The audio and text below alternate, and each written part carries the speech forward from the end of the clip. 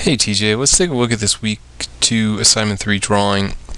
I think the color application that you have in place, it definitely helps some of the textures. The ball texture especially is, I think, much clearer and really resolves one of the issues I had within the last drawing. And the color, I think, it just helps things along. It definitely makes it more understandable now. I do think some of the value that you have in place that you've kind of gone over with the color, it looks good, but I think it needs to be reinforced. I think we do need to see a little bit more of a darker value towards the bottom, where I think adding a little bit of gray in place could be helpful.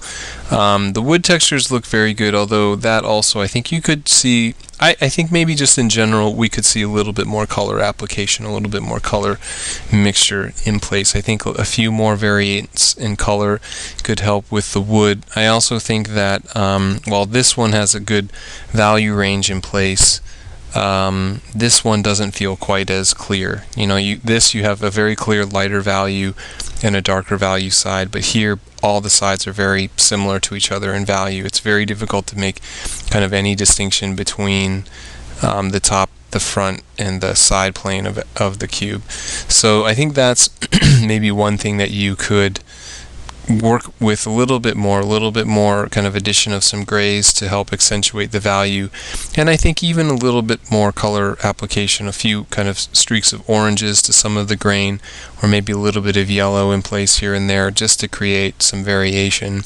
I think that kind of goes with things like the stone, where we could see a little bit of color application. It doesn't have to be a lot, but I think flecks of yellow, flecks of tan, if you have kind of a neutral kind of beige color in your marker arsenal, that is something that helps to create a little bit more of an organic feel to it. And even things like the background, I think, could use a little bit of color, because it just feels like the elements that are colored, they feel fairly basic. It doesn't feel like there's a lot of variation within them, and then after that everything else is a very, very monochromatic kind of gray.